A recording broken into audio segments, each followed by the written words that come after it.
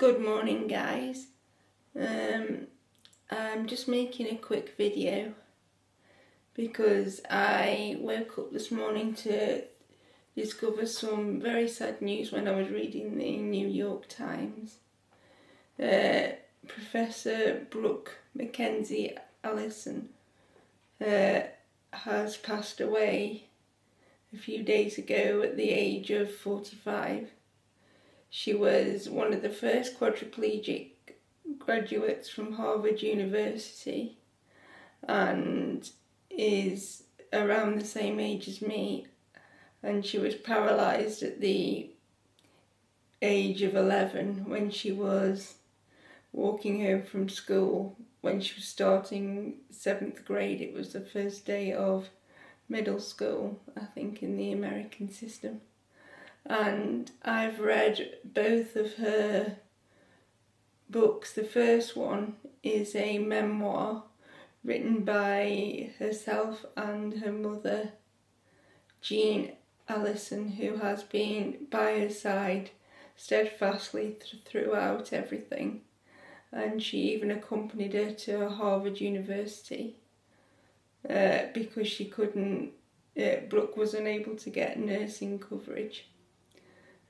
She went back to high school in New York to start with. Her mother and went with her there because it was the only way she would be able to attend mainstream education, because nursing was not seen as something that was necessary to it was considered a healthcare cost, not an educational responsibility. And ever since I first came across Brooke in the memoir Miracles Happen and the A&E film that they made from that Christopher Reeve directed from the memoir itself, I have read the book many times when I've needed a sort of inspirational pick-me-up from an academic point of view, because I don't think there are many people with disabilities who have been very high profile in academia so much. I mean, not compared to the people you see in the sport sector of things. Like when I had a much lesser level of disability and had a lightweight wheelchair, people always assumed I would be into sport and basketball, and I was more into education and studying, and I saw a great deal of myself in Professor Alyson, and I wanted to sort of make a bit of a tribute, because she has helped me in much of my academic thinking throughout the last 10-15 years of my life, and I always go back to her books. Professor Alyson became an advocate for stem cell research, and she did much to publicise the needs of people with significant levels of disability, particularly those who are ventilator dependent and have spinal cord injury. As well as her work with stem cell research, Professor Alyson was involved with the Venture think tank after Hurricane Sandy and Irene left some ventilator dependent people without power for long periods of time, and meant that vulnerable people were forced into hospital in the event of a power outage.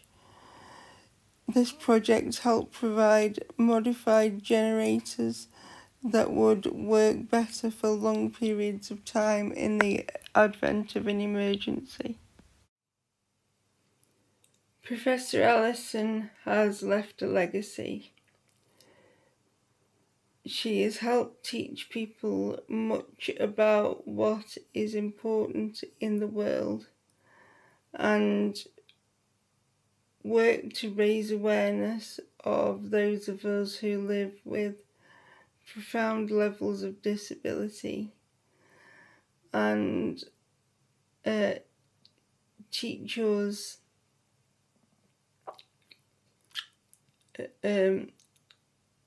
to value ourselves and to work with the capacities we have left and to make the most of our own opportunities.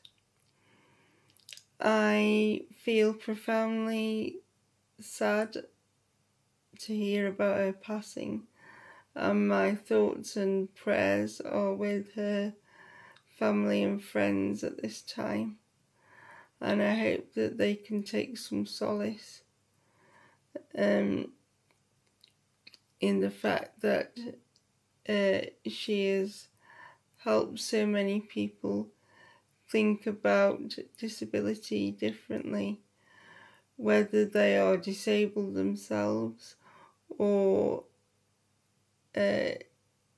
just people in the wider community who have never experienced disability. Reading Brooke's work and seeing interviews with her also gave me much more confidence to try new assistive technology like voice recognition for typing and that kind of thing, which I had previously very little success with, but recent developments and the improvement of my own patience has meant that I now have significantly more freedom when it comes to writing notes and staying in touch with people. It is not perfect, but I can honestly say I don't think I would have tried to access the technology again if it wasn't for watching Professor Alyson's interviews and also for reading her books. I can only encourage you to try and read a copy of either of them, both Miracles Happen, which was the first book, and Look Both Ways, which is the second of the two books. I think the second of the two books maybe is a more sort of more interesting blend of both the academic and the personal, and it also reflects her emotional and professional development in many ways. So if you only get to read one of the books, I think Look Both Ways is a good book to read. There are also many interviews available with Professor Alyson on YouTube, which are also worth a watch. I can only reiterate again my deepest condolences to anybody who knew her or who is feeling sad at this time. And I hope this is at least a half decent sort of tribute. I can only say I've tried my best with the filming ability I have, and hope that I don't offend anybody. But I really wanted, when I woke up this morning and found out the news, I really wanted to try and put something together, because she's had such a profound effect on my own personal development and my development as an academic. So many thanks for watching this, and I will see you next time, hopefully in better circumstances.